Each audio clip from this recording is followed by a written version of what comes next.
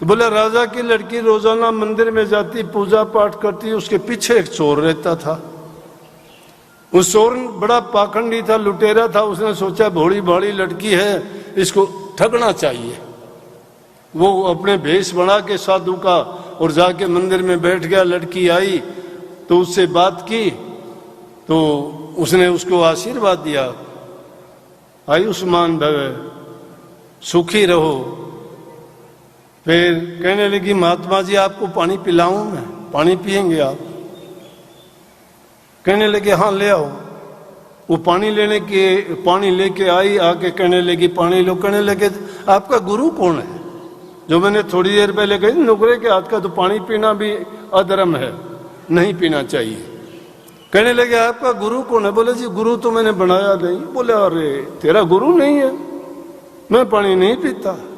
अब लड़की थी, सेवा भाव से लाई थी। प्रेम बहुत होता है इन माताओं में, प्रेम भाव से लाई थी। फिर दूसरी चीज, महात्माओं के बारे में सोचते हैं कि महात्मा हमारे दर से आया, कोई चीज उसने मांगी, हम नहीं दे पाए, तो ये तो अच्छी बात नहीं कि एक साधु को खाली लौटा दिया, ये तो बहुत बुरी बात है।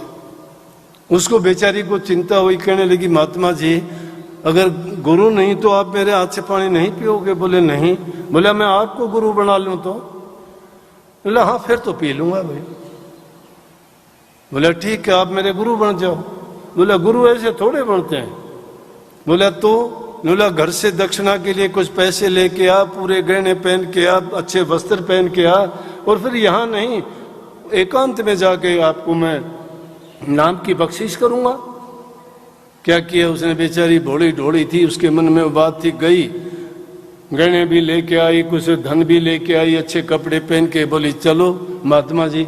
जंगल में ले जाके और उसको कहने लगा कि बेटी राम राम किया कर, और ये ले एक रस्सा लेके, बोला गहने वहने सब उतार दे रख दे। ये वो सब रखवा के एक रस्से से बांध के पेट से बांध दिया और कहने लगा कि जब तक मैं नहीं तुझे खोलूं तब तक यहीं पे रहना, चाहे कोई भी आए, कोई भी कुछ भी कहे, मैं आऊंगा तो मैं ही खोल लूंगा, गुरु ही खोलता है। ये बात सुनी उसने और बोले बांध दो गुरु जी। वो सच्ची थी, वो सच्ची थी, उसके मन में झूठ कपट बेईमानी नहीं थी।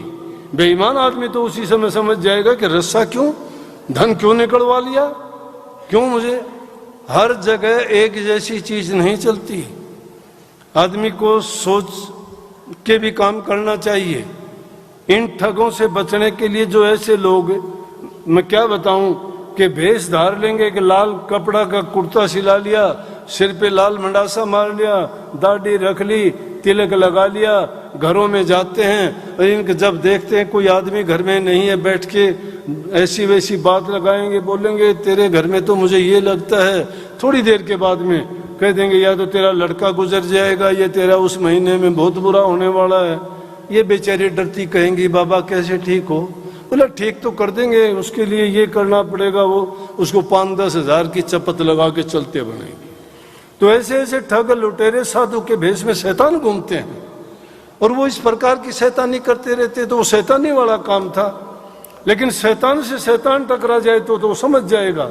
लेकिन शैतान से अगर देवता टकरा जाए तो देवताओं को भी चकरा देते हैं शैतान, तो वो नहीं हाथ देते, क्योंकि उनमें चपलता, चालाकी, चतुराई और बात बनाने की बड़ी क्षमता होती है। बस उस लड़की को अपनी बातों से बहला फुसला के पेड़ से बांध के चल दिए, उसका धन माल लूट के चला गया। अब लड़की को राजा ने देखा, ओह बेटी कहाँ गई? इधर उधर देखेगा, नहीं मिली। दूसरे दिन जाके देखते हैं तो एक पेड़ से बंधी हुई है जंगल में। राजा ने खुद देखा, खोलने लगा। बोले पिताजी खोलना नहीं। बोले अरे ये क्या बात, किसने बांधा तुझे यहाँ? बोला मेरा गुरु बांध के गया। बोला किस लिए? बोला कि मुझे प्रभु के दर्शन कराएगा, राम नाम का नाम तो दे दिया, और बोला मुझे दर्शन भी करवाएगा, आएगा वो उसी टाइम खोल के, तो जब मुझे परमात्मा के दर्शन होंगे जब खोल लेगा। बड़ी अच्छी बात। बोला बेवकूफ बना गया, वो ठग था, सब लूट के ले गया तेरा, चल बेटी क्यों बेवकूफ होगी? बोला नहीं पिताजी हाथ लगाने की जरूरत नहीं। दूसरे लोग आए, समझदार भी आए, विद्वान भी आए, बुद्धिमान भी आए, उन्होंने कहा भाई लड़की गलत बात है, खुलवा लो बेटी।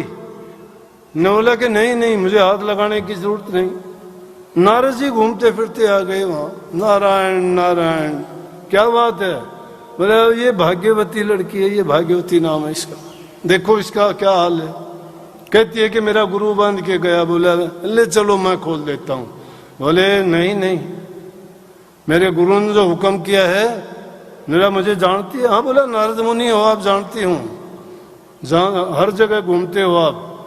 ने बोला इतना बड़ा मुनि होके भी तुझे हुक्म देता है बेटी खुलवा ले? ने बोला नहीं, सवाल ही पैदा नहीं होता, गुरु का दर्जा है, गुरु जब कहेगा, मेरा गुरु वचन दे के गया है। अब नारद जी ने कोशिश करी, नहीं माने तो राजा बोले भाई नारद जी किसी तरह ढूंढ के लिया उसको, आप तो ढूंढ दोगे वो कौन ठग था। नारद जी ने देखा कि वो ऐस कर रहा, उसको पकड़ के लेके आया। बोला अरे निर्भाग, उसको बेचारी को बांध के तो आ गया तू, उसको कम से कम खोल तो दे, चल के लूट लिया। वो लूट लिया।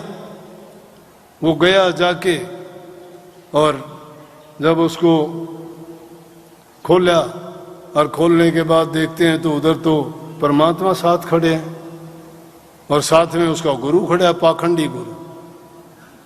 तो अब वो दोनों जब सामने खड़े, जब कही ये बात कि किसको प्रणाम पहले करूं, बोले गुरु गोविंद दोनों खड़े, काके लागू पाए बलिहारी गुरु आपने जिन गोविंद दिया बताए कि मैं तो अपने गुरु के बलिहारी जाऊं कि उन्होंने मुझे बांध के और ये दिन दिखाया। ठीक बोला था गुरु ने कही थी जब मैं आके खोल लूंगा तुझे परमात्मा के दर्शन होंगे। ये नारद जी खड़े, ये परमात्मा खड़े, ये मेरा गुरु खड़ा, मेरे गुरु के कारण जो है परमात्मा के मुझे दर्शन हुए। तो जब ये बात चली थी, इसका मतलब गुरु का दर्जा परमात्मा से भी बहुत ऊंचा है। से जो